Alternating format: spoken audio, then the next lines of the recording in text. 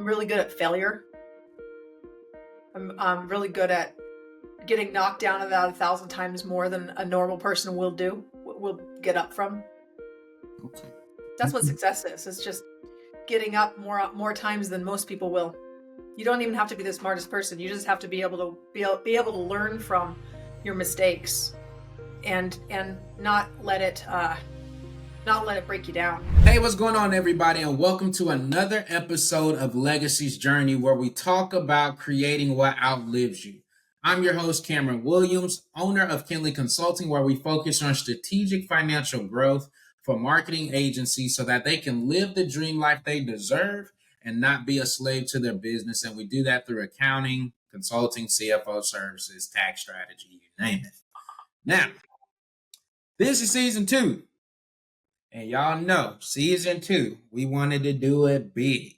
So I had to put my feelers out there. I'm like, hey, I need y'all to tell me some great people that we can have on that are doing this at a high level, that can give the audience value, that can share their journey to the $1 million stage or to leaving a legacy for their family and how they're doing that. So, we had to put some feelers out. And there was this one person that I was like, oh, man, they're pretty dope.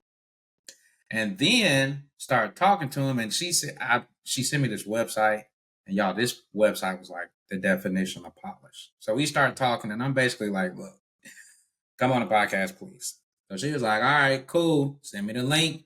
We got a book. So everybody, Mrs. Mandi is in the building. Thank you so much for having me, Cameron. I appreciate that.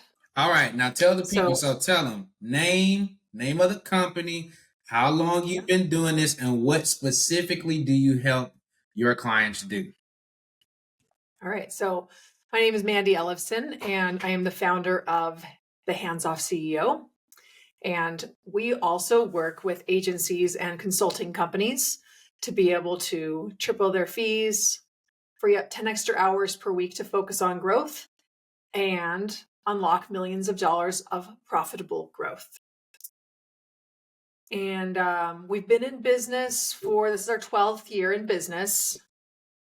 And I think, did I answer all your questions there, Cameron? You did. And we already got something to jump into. Okay. Now, so let's talk about this. Because, okay, we hear all the time people are like, oh, I'm going to help people make more money, or I'm going to save them more money.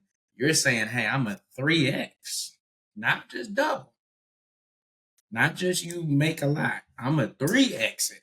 Tell the people, like, how are you helping your clients specifically to do that? Like, what makes Mandi just so unique that she can guarantee that? Yeah. So, here's the thing is we don't actually guarantee tripling the fees, because it's not right for all companies, tripling the fees. We guarantee 100% happiness guarantee. And we used to guarantee a 5X ROI guarantee. And, we have found that we just attract in the better clients when we stick to our ROI guarantee. We have an ROI guarantee within a certain period of time, that they follow our process, they're going to get an ROI, and that happens within the first 4 months when we work together with our clients. But back to your question about tripling fees. So as you understand how that works with fees, is that, let's imagine you're charging $10,000 for a service and it has a 10% profit margin. Now you get $1,000 of profit, right? Now, if you increase that just 10% increase in the fee, you've doubled your profit, right? Because it's another $1,000. Did I get my math right on that, Cameron? I am indeed agreeing that the math was correct. All right. So you can see that even with this very small price increase, and I'm sure this is something that you do with your clients as well, Cameron, but even with a very small price increase, you can have dramatic improvements in profits.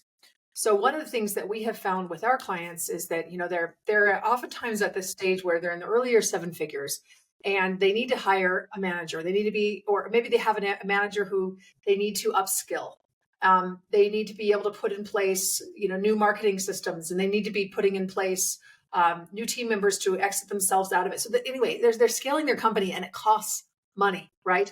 It takes cash to do that. So how do you be able to invest more cash in your company in a way that you know that it's going to be profitable? Well, what you need is a new model. You need a new model. And one of the things that we find is that for some companies, all they can do is are small price increases, and that's the right fit for their business. And the challenge with the small price increases is that clients can have a feeling of like, well, you just increased the price on me, but what else do I get from this? And it can create a feeling of frustration here that they're paying more for the same. So what we do is we look at, well, how can we innovate this service? How do we go after these? Who is this profit sweet spot client who is willing to pay the top dollar? And the reason why is because they have such a painful problem that it's costing them millions of dollars, this problem, them not having this solved. And your outcome is what allows them to be able to create such a bigger transformation in their company that they're very happy to pay a lot higher price point for those services. So that what that does is that it avoids some of that that drop off that can happen when you increase your prices and your clients don't understand why they should be paying more. That's what happens a lot of times. And the companies that are providing more of a really simple type of where we offer these deliverables, you pay us this price point. Increasing the price point it's probably the only way you can really do it is that way. Is like the small incremental. But when you recreate what you're doing around your top 5% of your clients, you look at who is getting the very best types of results. How could we bring on more of these types of clients? But then also looking at like, how could we expand that? Who should we be working with? What is the best case for, what is the best use case for our services such that we could add another zero onto what we're doing, add another zero onto the outcomes that we can create for our clients, and add another zero onto the kind of fees and that we can command. And when you're doing that, now all of a sudden you're able to do about the same work for a lot more, which, I mean, as you understand, Cameron, this can increase your profit margins per client 500% or more. Okay, now y'all, I told y'all we're going to get the best people. You see how it just came out of her just so easy. You see what I'm saying? Let me break this down for y'all. So essentially what she's getting at is, because like you said, we have helped our clients with this. Everybody can't get a price increase because, to your point, just human psychology is like, if you're doing the same thing, why are you charging me more money?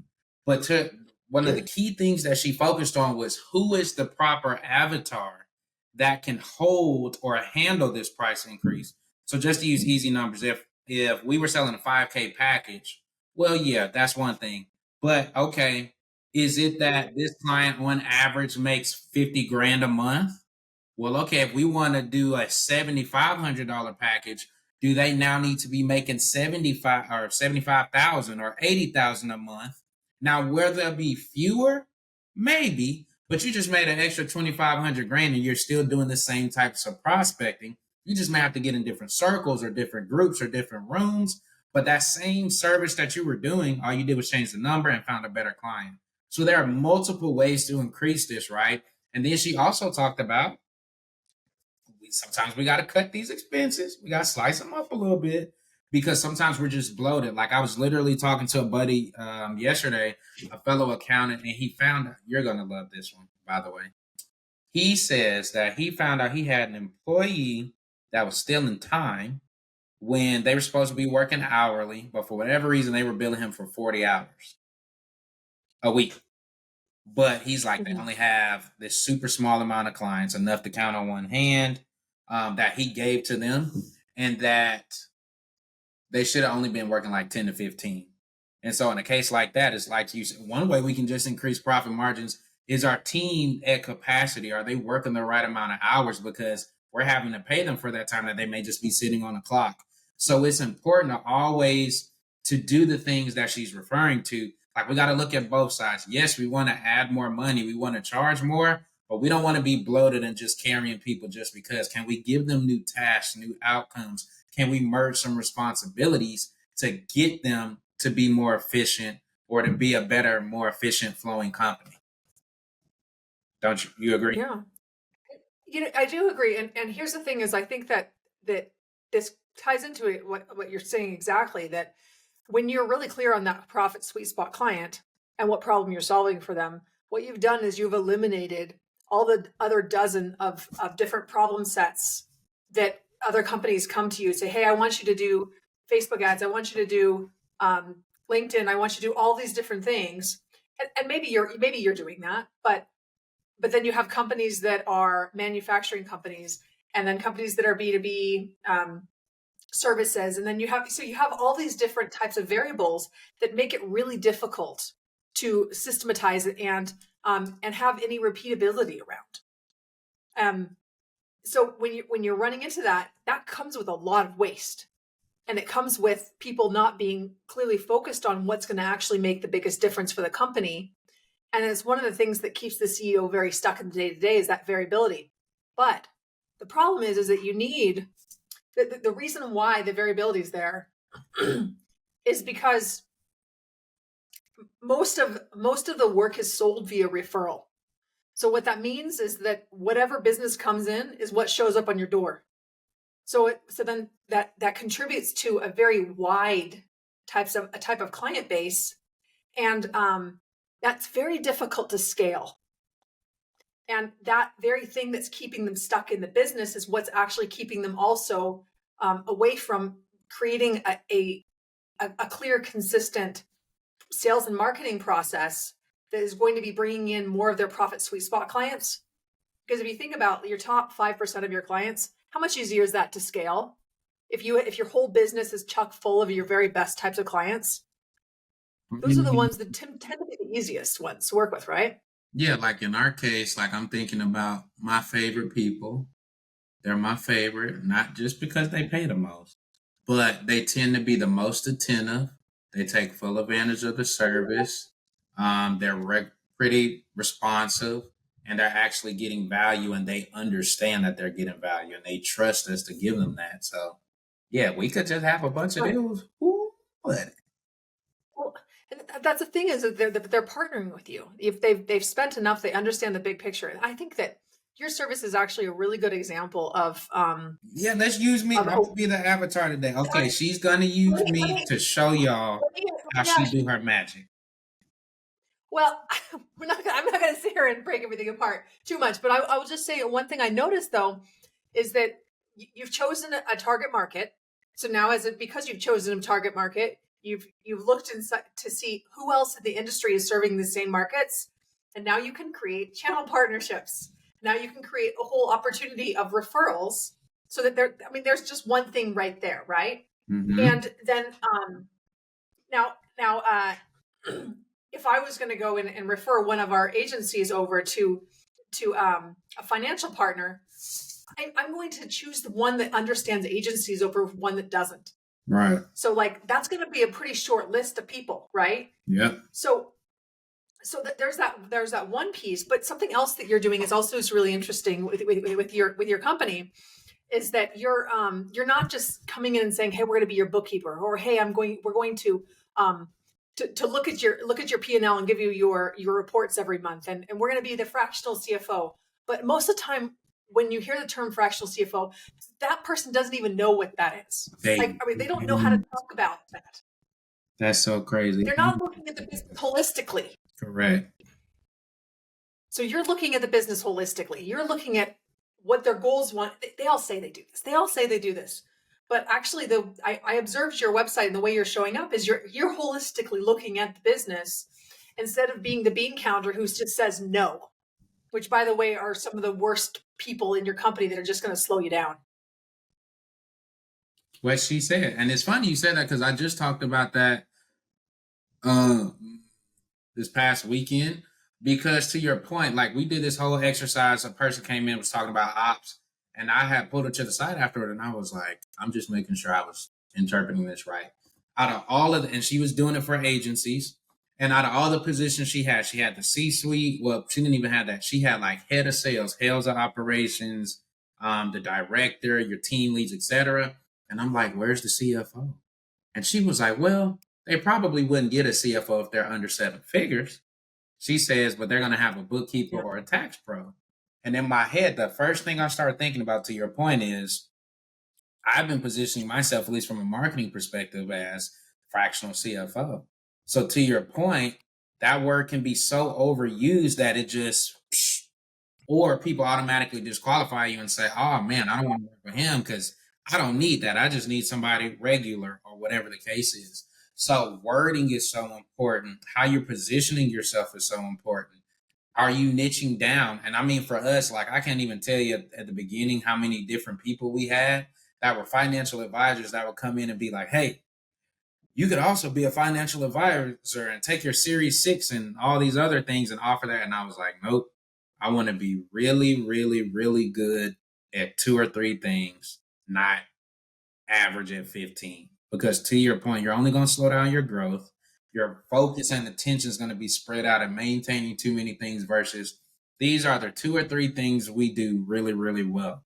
We consult at a super high level. We do tax strategy at a high level. And of course, we handle your accounting. That's it. We're not doing your investments and 529 plans and insurance and, like, no. Let me ask you, wouldn't you say that that's probably one of the things that slow people down from getting to that $1 million number?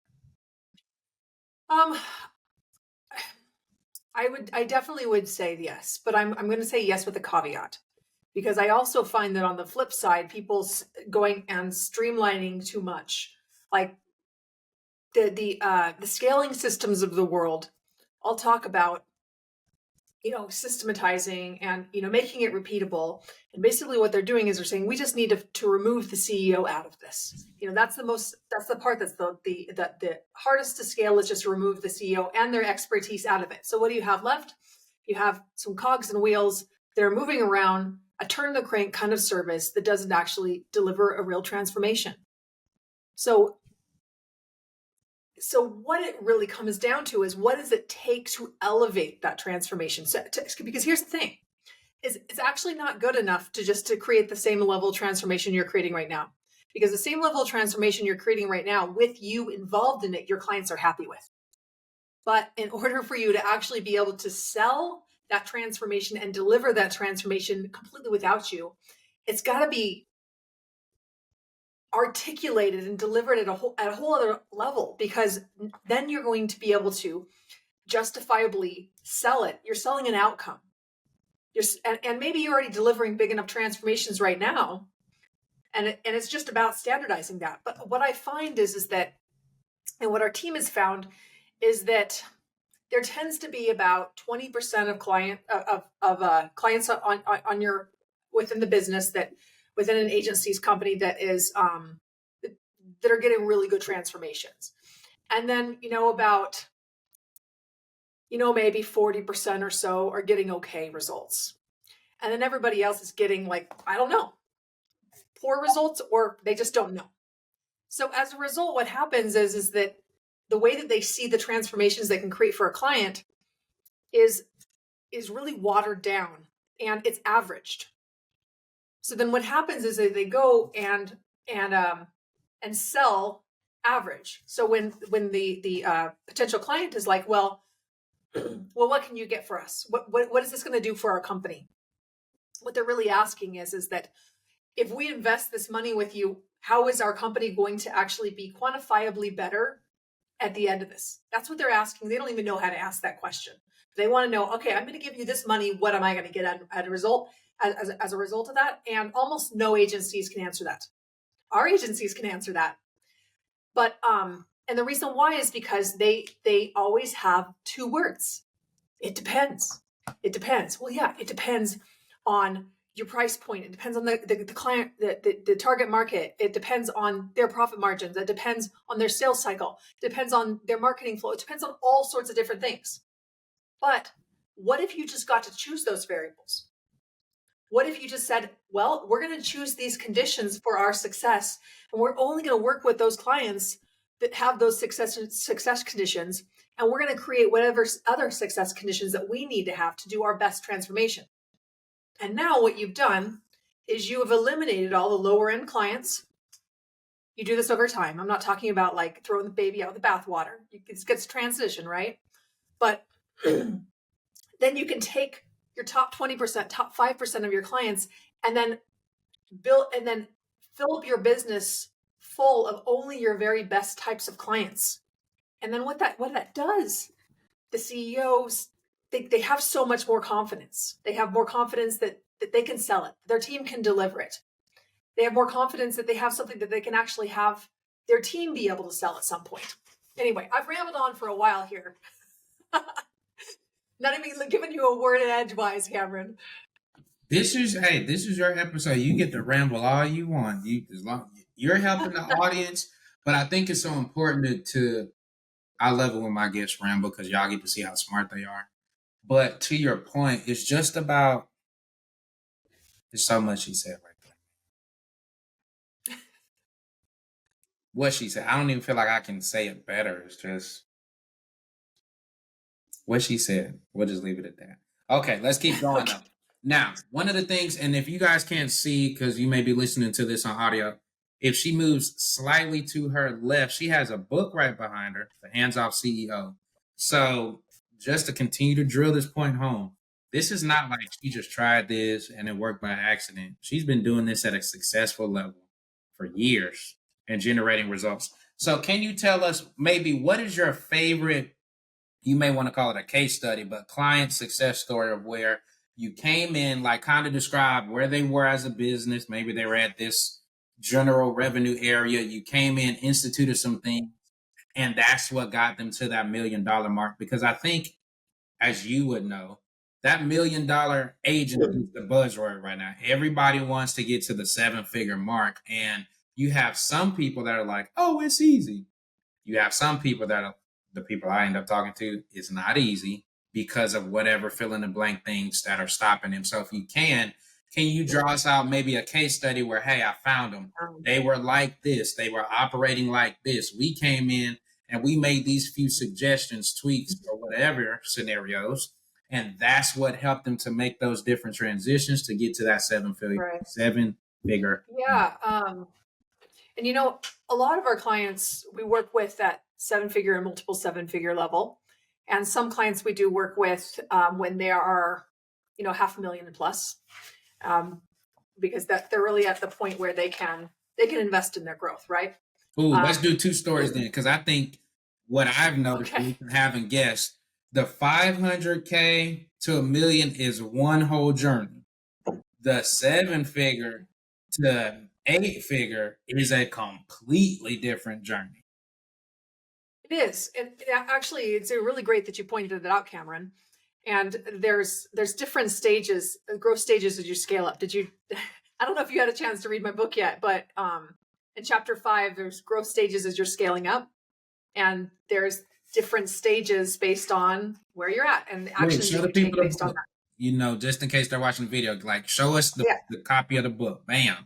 There's the book. Yeah. And there's a little chart here. There's a little chart here that shows the startup phase, 0 to 20 to 250, the pit of death, which is 250 to 500. Absolutely terrible place to be at. You want to get to this stage as fast as possible.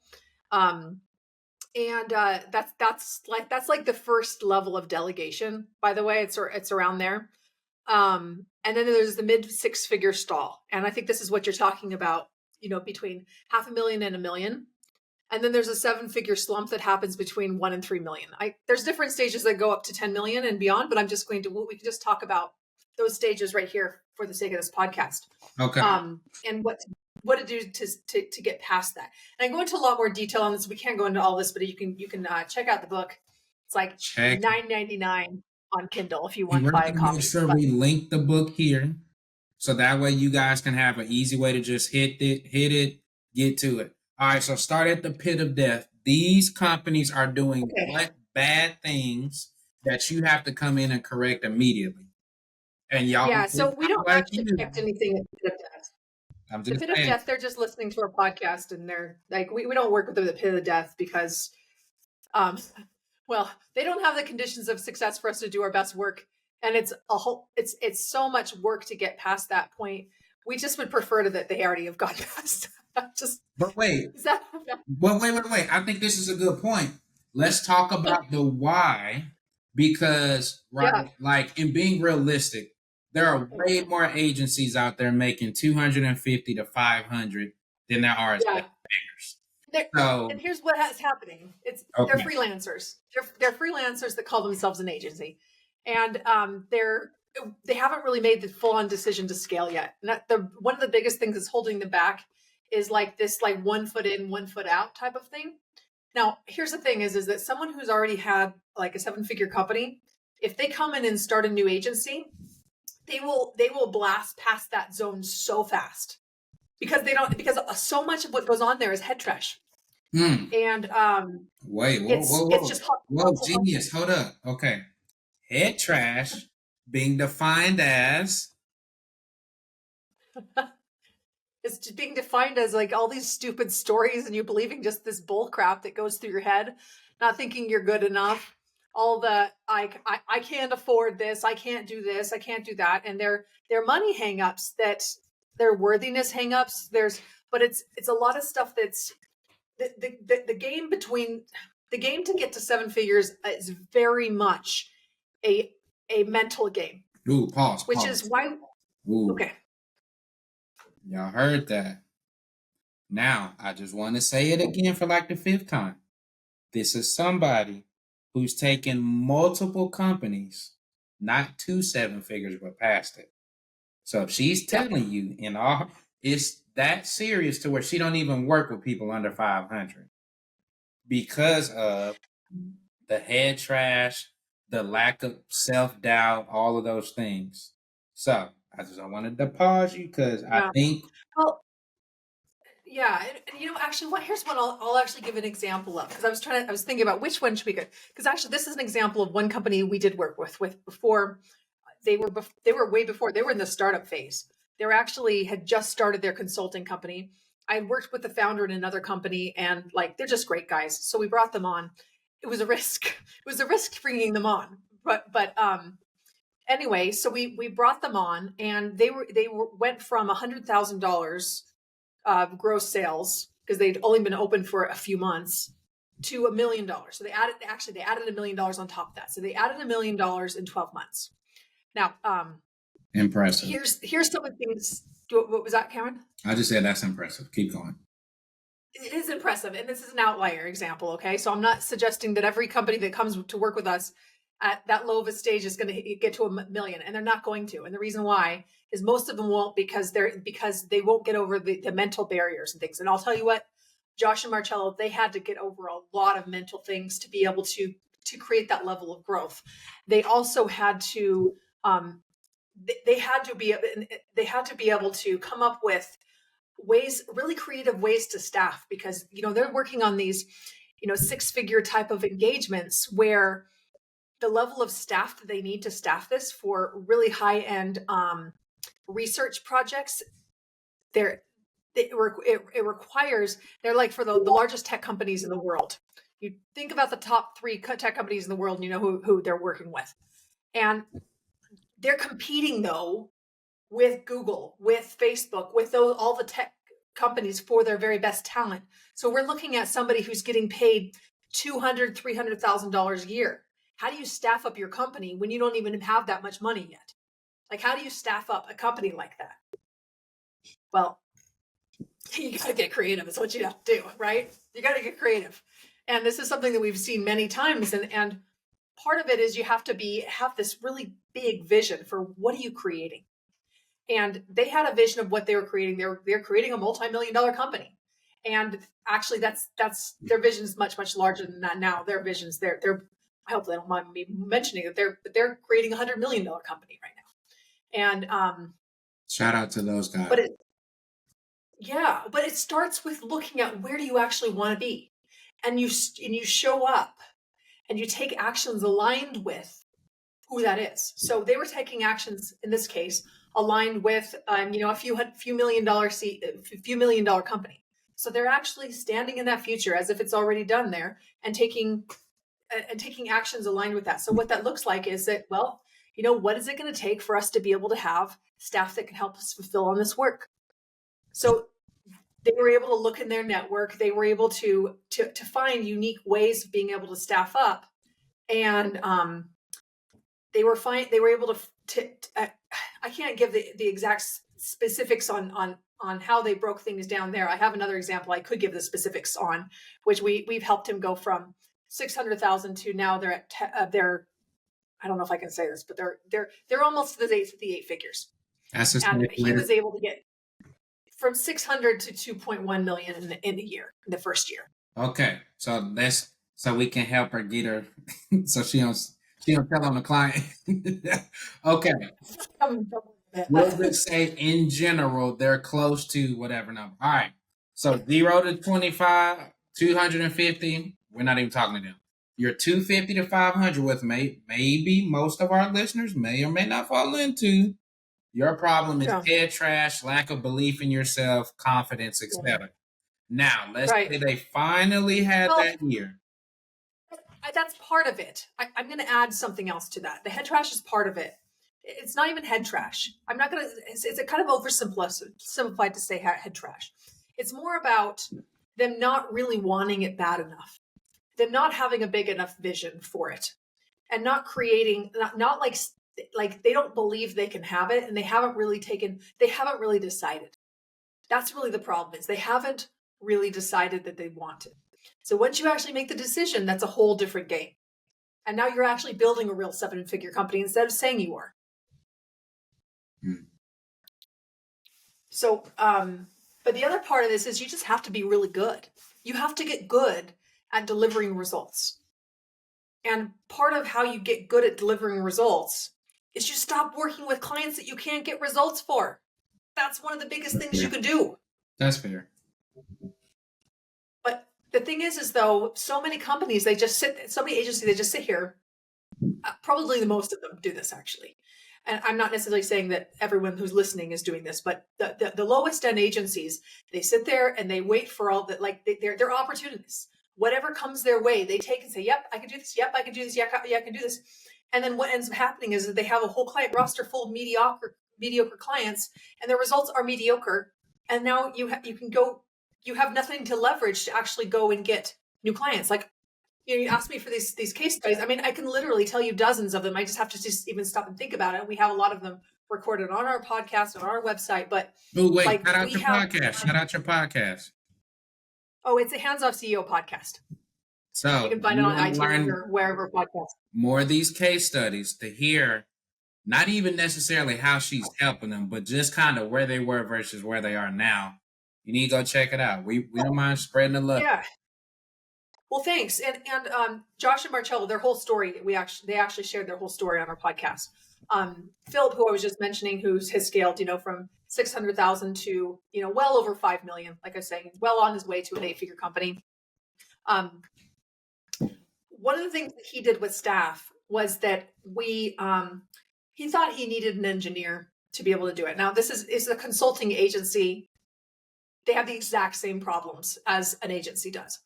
But he thought he needed a mechanical engineer, and where he lives in Canada, that would have been at least a 6-figure type of position. He didn't have the cash flow to be able to hire that kind of position. So what we did is we broke it down and we looked at, well, what is the actual level of skill they need? He's like, well, they need to be an engineer, right? And I'm like, is that really true? So we start breaking it down and say, what is it they actually need to do? And he's like, well, they need to do all of this. So we actually broke it down and say, well, how would they make a decision based on these things? So we started looking at what are the main decision points on this, and we started breaking down the process. And in a matter of, it was less than an hour, it was about a half hour, we were able to identify what decisions needed to be made at each one of these places with these very complex systems that they would manufacture and that they would consult on. And what we found is that he's like, well, you know what? Maybe we don't actually need a mechanical engineer. You know what? Maybe we just need like a plumbing expert, someone who understands how all these pipes work. And always we broke it down. He's like, you know what? Actually, you know what? Somebody with just basically a high school education would be able to do this. So it went from someone who's it was going to cost them $100,000 a year, which they didn't have, which the equivalent of it would be well over 150 now, to somebody that is an entry level worker. Now, I'm not saying that this process would fit with every company in the same way. Most of the time, you can't take someone that skilled and bring it back down. But he was able to use that to be able to generate more growth. He could hire someone, the right kind of person, for that role that he could hire immediately. But it came from having to think about the problem differently. And that's and in almost every case, companies, when they're trying to get to 7 figures, they're understaffed. And they're understaffed because they don't have the money to pay for staff. Makes sense. Now, and they don't have the money to pay for the staff because their offers are not they're not compelling enough for the clients to pay what it actually is going to cost them to deliver the service, plus a lot more. Now, here's the thing: is like when you're able to have that compelling of an offer, it can actually cost more to deliver. You can actually spend more money delivering it and be able to still make a lot more money and profit because it costs more. But you can command more. But let me go back to what I was saying about the staffing, though. Because you have that right offer, it gives you the cash flow to be able to hire the right person. So part of it is that a lot of the operations problems are actually caused in the sales process. They're actually caused in what you're selling to who and what they're getting, because that determines how much they're willing to pay, the price you're able to pay to charge, right? And it also depends on how much they're willing to pay up front. So if your offer is not very compelling, the best you're going to be able to get is these crazy net 30 terms, which means that you're being a finance company for these companies you're working with, right? But when you have a really great service what they can't find anywhere else, or they don't see that they can get the same outcomes with any other client, or with any other company, rather any other agency, then you're now able to say, well, you know what, this is what we require up front. Or if you're the kind of company that says, you know what, we require the full investment up front, you get to choose your terms, and that fixes your cash flow issue. But you've got to be really good to be able to do that. So I would say for companies under 7 figures, focus on your results. Focus on your results, focus on your results, and get better and better outcomes for clients. Okay. So she gave y'all a general. So now we talked about 200 to 500. You're 600, or I guess 500 to 1 million people. This is when you consider taking them on. What is the difference between them, you saying like, okay, I'm willing to take a chance and work with you, versus we know under 500 we're not even gonna. Yeah. God bless you. Read the book. We'll talk to you later. Yeah. If you come to us and you've read our book, you understand our whole system, and you're like, you know what, I'm investing ahead in my company. I have this cash set aside. I consider your company like a funded company. That's a completely different picture, because you're saying, I'm building a multi-million-dollar company and I want to do it faster. That's a different situation. Almost no one thinks that way or has the ability to, so they have to just put more of their time and energy and sweat into it. But all right, so at 500,000, how we evaluate companies that we work with is, can they generate results?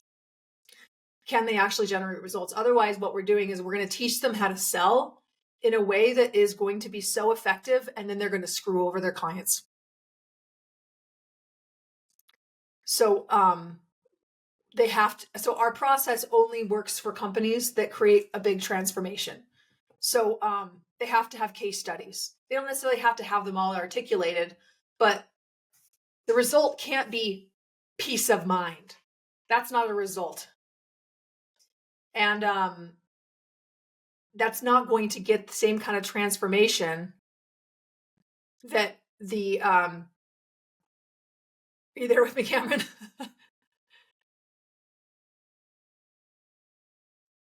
I'm listening. The results can't be peace of mind. Keep going. Oh, Sorry. All right. I didn't want Well, to blow out my computer because the charger was full, and I was like, oh, sure. I totally got it. I didn't know. I was just, I thought maybe you were offline or something. nope. But, All right, peace of mind. Now, no, okay, so I'm ready for yeah, this one because you see a lot of people say that that is what you should sell. That selling peace of mind is a strong enough reason for people to close with you, but you're saying yeah. it's not. So I'm ready to hear it. No, it's definitely not. Well, here's the other thing too, is it's, and even just increased traffic, leads, on none of those things, like, how do we know they're good leads? How do we know this is good traffic? You could just, here's the thing is that, if you can't show a clear pathway for how they're going to get a return on investment working with you, then you can only expect the client to give you an investment at the level of throwing spaghetti against the wall because they're gambling. Whoa. Okay, say that again. Hold up. Yeah. So what I'm saying is that if you can't clearly show a path to success and a path to an ROI working with you, what you're going to get is clients, very timid clients, who are going to be investing in your services in the same way that they would be gambling, because they're gambling, not investing, because Mm. they can't. And here's why referrals are really good, and why a lot of agencies rely on referrals, is because when the business has been referred, and this is an option that someone else has already gotten a result with, they're not gambling. They've made the introduction has been made, and they can over that, but you can't sell that cold. So if you think that you have so those agencies who think that they have a compelling message, whether it's like, we're going to help you make your marketing better, or peace of mind, or we're going to take all of this off of your plate. This is a lot of time. We're just going to take it all off the plate for Yeah, you. we're We'll do gonna it give for you you. that time back, which helps you to make more money. Yeah, but you know what? Guess what? AI tools also give you time back. How are you going to compete against that? Also, you know what? They have agencies that are popping up all over the world. This is becoming, there is going to be a bloodbath in the next 3 years, 2 to 3 years, for agencies. Any agency that cannot actually show, like, they're not true experts, that are just turning the crank, that have their one little thing that they're okay at, but they're not actually taking a stand for client results and being that growth partner. They will get washed out. They will get washed out by technology. They'll get washed out by commoditization from companies in overseas markets being able and willing to do it for cheaper. This has been a long time coming. For the past 5 years, I've been observing this even more. But we have clients these days that are getting, or agency clients are getting pickier and choosier, and especially with, we're entering a place where many people would say that we're kind of in a recession. The behavior of buyers certainly is indicating that they're cautious, they're nervous. So what that means is that they're not going to pay for solutions. They're certainly not going to pay for high-level solutions, high-level price point solutions that they don't have a high level of certainty that they're going to get. So what ends up happening is that you have this scenario where clients are only willing to pay a very small amount, and then you have a situation where now the owner of the business, of the agency owner, has to be like working their butt off to try to prove their worth and their value. But the problem is now this client is expecting to pay this low amount. They're also expecting the CEO to continue to be like busting their butt servicing their client, their account. So what have you done is you've just brought on a client that has completely trapped the CEO in the business and made it even that much harder to grow the company. And it's not even that profitable of a client.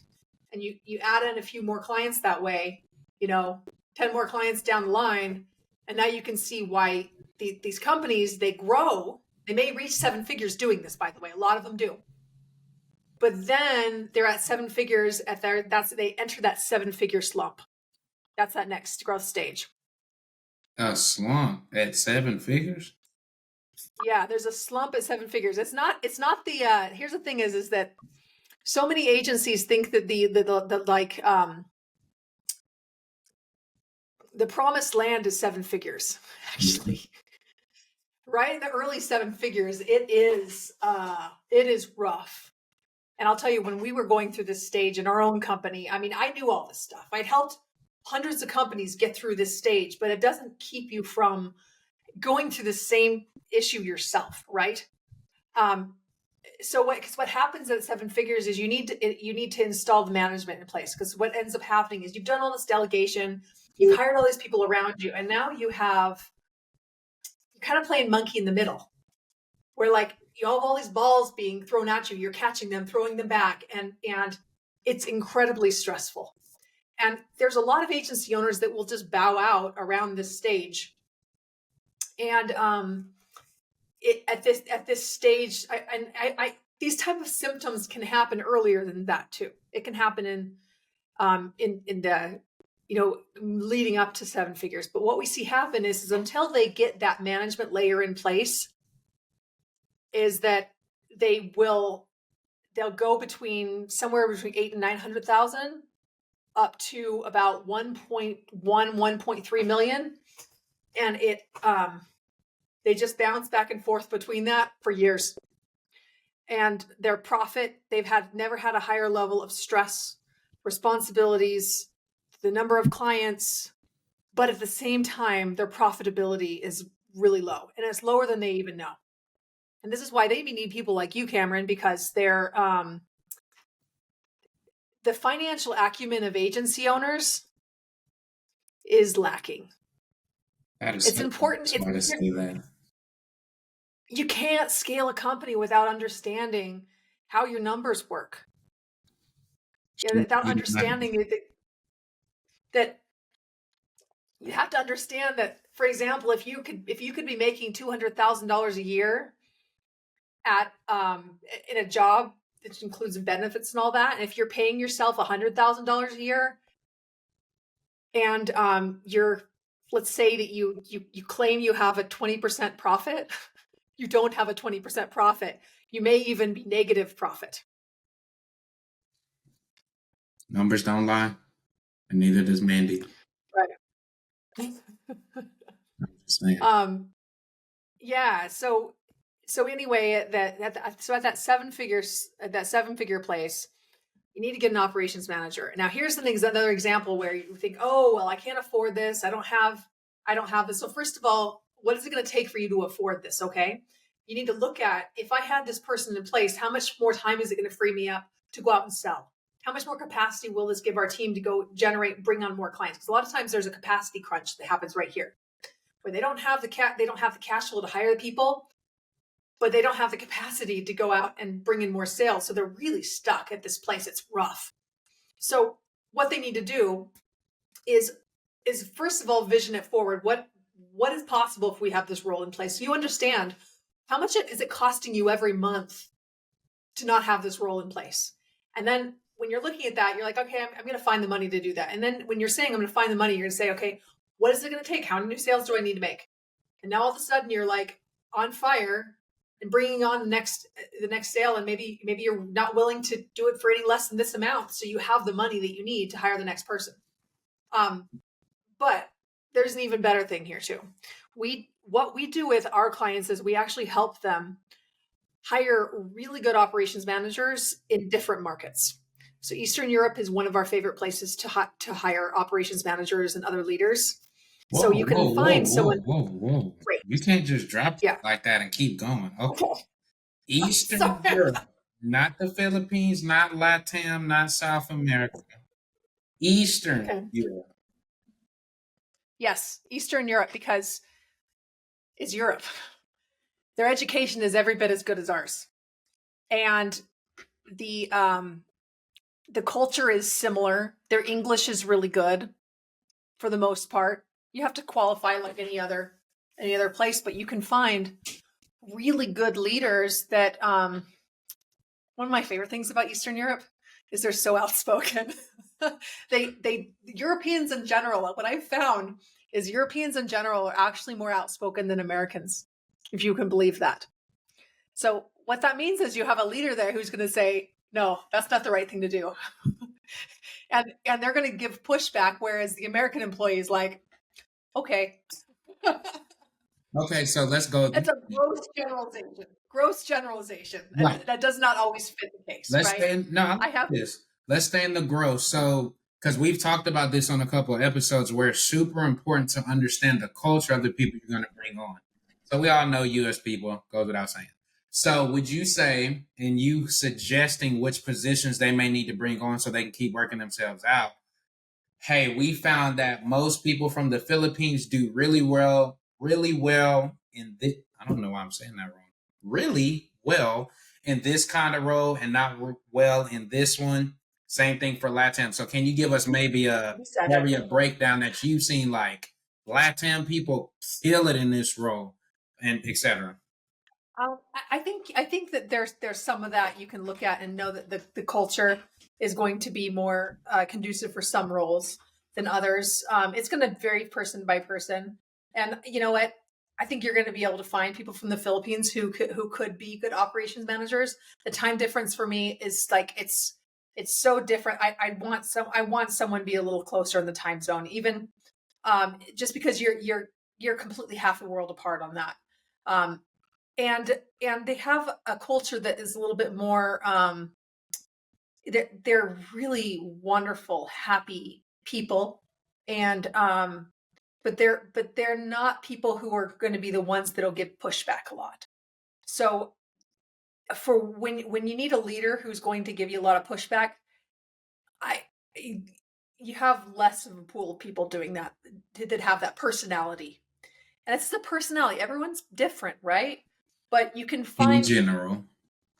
you can find a generalization of certain cultures that will like Americans show up a certain way. I mean, we do, we're a little bolder and louder, and everybody knows around the world that that's kind of what we're like. And Canadians and Americans even are a little different. The culture there, I grew up in Canada, and the culture in Canada is different than the United States, How and so? how For the business owning people a who've yogurt never been company to is very Canada, different. Pardon me. for the people who've never been to Canada, what would you say is that difference? Because maybe their person is in Canada and they just don't know it. They're well many of the Commonwealth countries from the UK, they have this thing called tall poppy syndrome, where they will cut down people who get ahead. So there is a bit of a culture there in of like, don't get further than anyone else. And there's some wealth shaming that happens because it's just it's not as entrepreneurial friendly country as America is.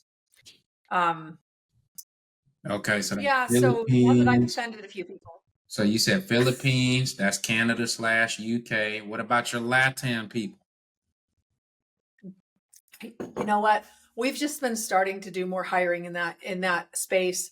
I have someone on my team who's from Latin, and he's amazing. Oh my gosh, amazing! You can have such, but just in general, I think it's hard to make more generalizations on this, and I don't think I wanted to be quoted as mass generalizations on this, because every market you can find the specialties, and there's Right, some right. people who are really good at hiring from the Philippines, for example, and they can find, and you know, I'm going to be honest, I'm not a Filipino hiring expert. However, we have a lot of partners who are, and who will place people into for the right circumstances. So it's about finding the right partners for that too. But I will just say though, what some of our favorite is Eastern European hires. So I'm gonna drop a little nugget here for your folks if you'd like, but I Yeah, don't usually good. share. Okay, This is kind okay. of one of our secret weapons. And I know Noel over at JobRack is going to appreciate me doing this. But JobRack, they will place Eastern European staff, all different kinds of staff. We love hiring operations managers there, but they can do all sorts of staff. And I think the placement fee is somewhere around 4,500. It's just dirt cheap, because when you look at someone that you can hire for half the price and who is every bit as educated and committed, that's where it's a no-brainer. So you can find really good teams. So if anyone's listening here and you want to hire that next person, maybe an account manager or operations manager, you can definitely reach out to job rack, tell them Mandi Ellefson from Hands Off CEO sent, or just Mandi, that he'll know who I am. We work closely with them. But you can talk with Noel and he'll even give you some feedback on it, on who to hire next. And then the real opportunity and the challenge is now, how do you train them up? How do you get them so that within 90 days you can get them running your company? So when you're ready to do that, reach out to us and we'll show you how. That's when you make the phone call. Okay. Yeah. Man. Okay. Do you got 5 more minutes for me? Yes. I think so. See, I told you I was busy. See, we were having so much fun. I didn't even realize the time had passed. Yeah, we're good. Okay. We'll kind of go rapid fire on these just so that we can try to get the most bang, because we definitely want to honor your time. So let's go rapid fire. Best investment to date that has produced the greatest ROI? In my life or business? Either or. I think probably one of the biggest ROIs in my life, which has contributed to my business dramatically. So I worked with a relationship coach named Bruce Music from Love at First Fight. And he helped me transform my relationship with my husband 10 years ago, about 11 years ago. And it totally changed my life. And it taught me how to to take a stand for other people. And I just learned so much about myself there. And I learned about taking a stand for other people boldly, even if they don't like it, because he took a stand for me. And that's changed my life. All right, let's keep going rapid fire. Since you've seen this, top 3 things that you would tell a new agency to do to get to their $1 million faster. Top 3 things. The top 3 things is be unbelievably good. Provide amazing results, focus on getting case studies from results, and leverage your fees to be able to charge the highest amount that you can for your services, for outcomes. And then that will allow you to be able to get there faster than anything else you'll do. Okay, that's one, right? Well, I guess there was, I was going to say the results with the case studies. I guess that's one. Hire an operations manager faster. Hire faster. Okay. And focus on, take actions aligned with with the identity of who you need to be. Let me rephrase this. Take actions aligned with your vision for where you actually want to be. If you want to have a $10 million company, show up as a $10 million CEO right now, today. You'll get there a lot faster. I want to stay right there for a hot second. When you say if you want to be a $1 million company, see yourself as a $10 million company so that you show up faster. Well, not necessarily. I'm just using an example of if you're being at a 10 million. Not everyone needs to be at a $10 million company. But if you want a $1 million company, you need to start showing up as a $1 million CEO right away. And by the way, we only work with clients who are able to choose. They're willing to choose to step into that right there. Even if they're not there yet, they need to step into that. Because some people are going to be like, well, I am a $1 million agency. I just haven't made the money yet. Like, how would you explain what stepping into that looks like? Well, what that stepping into it means is to align your actions with someone of who you need to be, the actions you need to take aligned with $1 million company. So what that means is not saying, hey, you know what? I'm at $500,000, $500,000 this year. I want to get to $1 million over the next 12 months. But you know what? Let's wait until next quarter to talk about investing in my company. That's an example of not really showing up as $1 million CEO. That's an example of acting out of fear. And I mean, there's times timing's got to be right, but don't go and put together this really big growth goal, which by the way, adding $500,000 at that stage is a pretty big growth goal. Adding $500,000 if you're at $3 million is tiny. That's not very big at all. But with relatively, that's a really big goal. So if you say you want to get there, get the support that you need to actually get there. That's what I mean.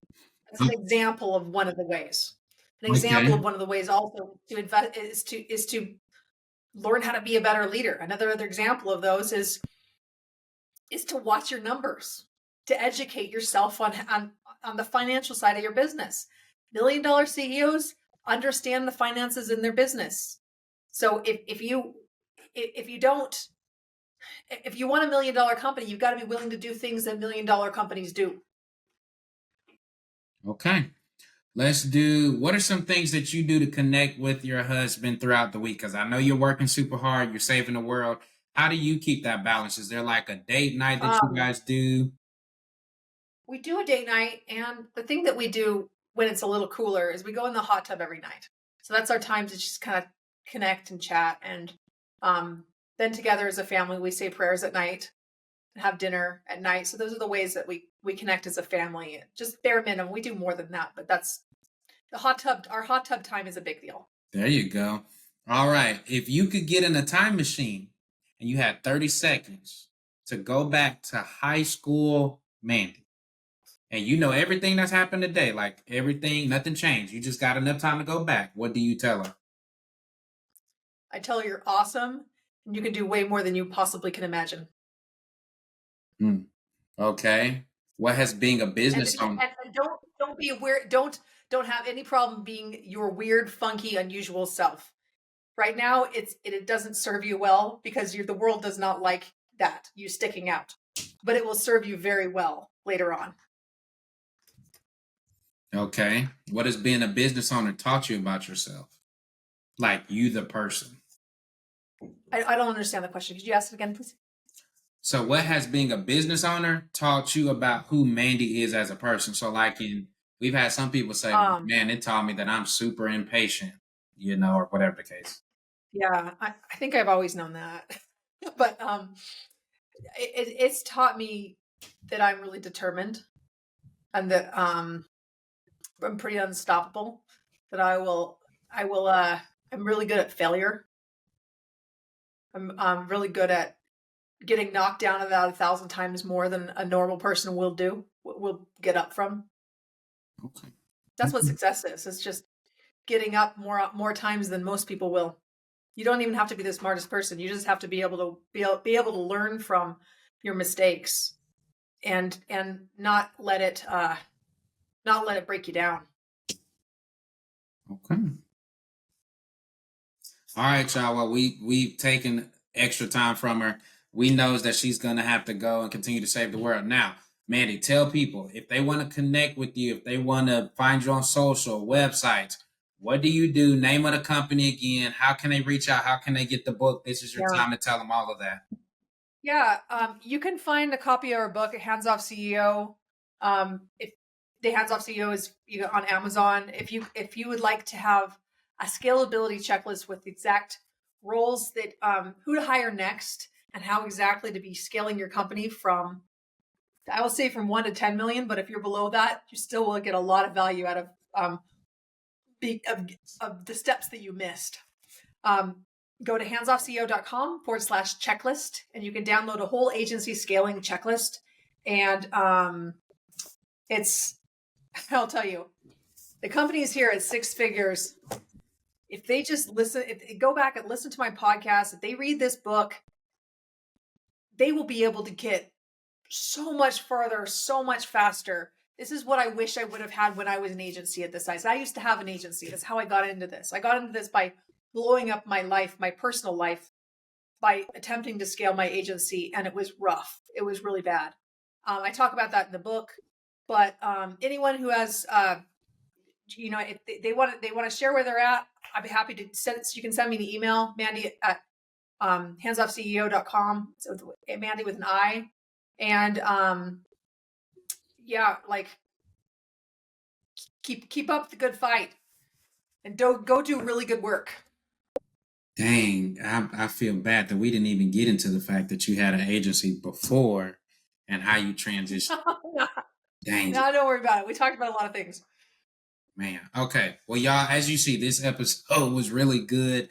I think she did a perfect job of really kind of showing the distinctions between each of those kind of 3 or 4 stages of the business. What kind of separates one from the next one. So if that was you, we didn't know it was you. We were just having a conversation.